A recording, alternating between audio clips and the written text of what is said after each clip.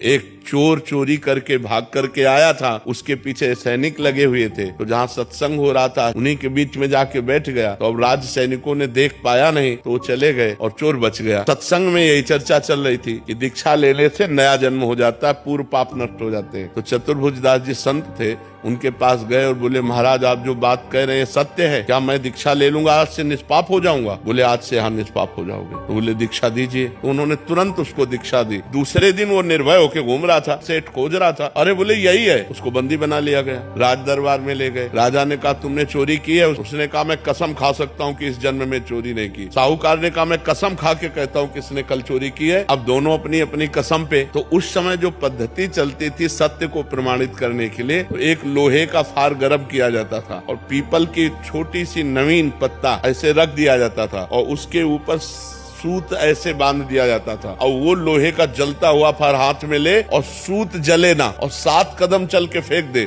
वो सत्य माना जाता था। तो ऐसा ही चोर के साथ किया गया। जे ही पूरी पद्धति करके ऐसे फार और 7 कदम चला, फेंक दिया, बिल्कुल सूत ज्यों का त्यों। अब तो राजा ने सेठ को कहा ऐसे फांसी दो। जब उसकी फांसी की बात कही तो बोले सरकार नहीं वो भी सही है। बोले कहानी ये है कि हमने कल चोरी की थी लेकिन फिर हमने दीक्षा ले ली, तो दीक्षा से नया जन्म हो जाता है, इसलिए मैंने इस जन्म में चोरी नहीं की। इस बात से वो राजा बड़े प्रभावित हुए।